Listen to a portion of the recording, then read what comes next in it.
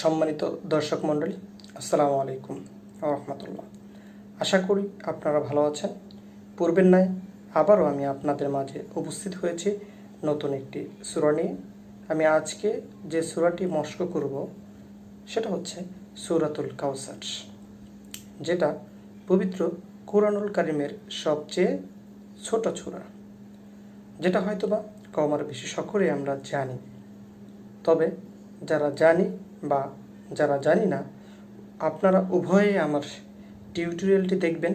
তার কারণ হচ্ছে, যারা জানেন তাদের যদি কোথাও কোনো ধরনের উচ্চারণগত সমস্যা থাকে, তারা দেখে সেই সমস্যাগুলো সমাধান করে নেবেন, এবং আপনারা যারা জানেন না তারা আজকে নতুন করে শিখে নেবেন।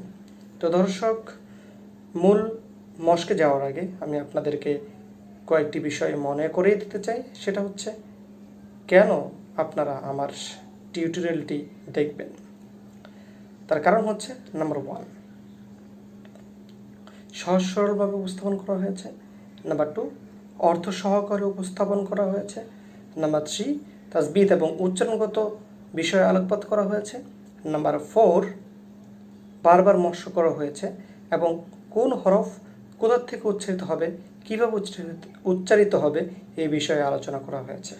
তো দর্শক, আপনারা যারা এখনও আমার চ্যানেলটি সাবস্ক্রাইব করেননি, আমার চ্যানেলটি সাবস্ক্রাইব করুন, এবং ইতিমধ্যে যারা আপনারা আমার চ্যানেলটি সাবস্ক্রাইব করেছেন তাদেরকে অসংখ্য ধন্যবাদ। তো দর্শক, আর দেরি না করে চলুন আমরা আমাদের মূল মশকে চলে যাই। আপনারা আমাদের সাথেই থাকুন এবং আমাদের সাথে প্র্যাকটিসও করুন। আউযু বিল্লাহি মিনাশ শাইতানির রাজিম। বিতাড়িত শয়তান থেকে আল্লাহর কাছে আশ্রয় চাই। বিসমিল্লাহির রহমানির রহিম। পরম করুণাময় ও অসীম দয়ালু আল্লাহর নামে শুরু করছি।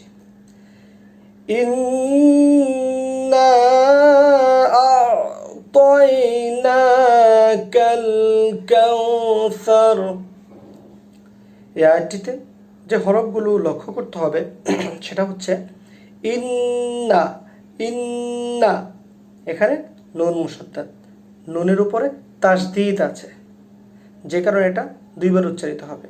এবং যেহেতু তাসদীদ আছে, নুন মুশাদ্দাদ, এটা হচ্ছে ওয়াজিব গুন্না। এই গুন্নাটা করতেই হবে, না করলে গুনাহ হয়ে যাবে।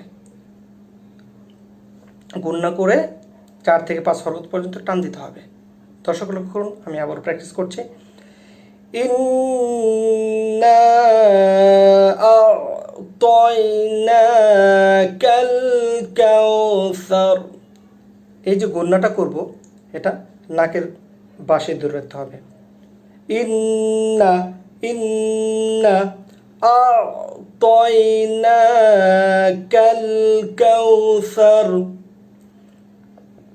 এখানে আইন এবং ত আছে, এবং শেষে কাফ আছে এবং সা আছে। তো এখানে আইন এবং কীভাবে উচ্চারণ করবো আমরা জানি, এর আগেও আমরা বলেছি। তো দর্শক, আবারও লক্ষ্য করুন আইনটা কীভাবে উচ্চারিত করতে হয়। আইন। আইন হলকের মাঝখান থেকে আসবে, ভিতর থেকে আসবে। ত ত ত আ'তাইনা আ'তাইনাকাল কাউসার। এখানে যে কাফটা আছে সে কিন্তু বড় অফ নয়, এটা উচ্চারণ হবে কাফ কাফ কাফ। আ'তাইনাকাল কাউসার। আর এখানে কি আসছে শেষে? সা সা সা। এই আয়াতটির অর্থ হচ্ছে, নিশ্চয়ই আমি আপনাকে কাউসার দান করেছি। ফাসাল্লি লিরাব্বিকা ওয়ানহার। এখানে যে হরফগুলো লক্ষ্য করতে হবে সেটা হচ্ছে ফা, সদ, কাফ আর হা।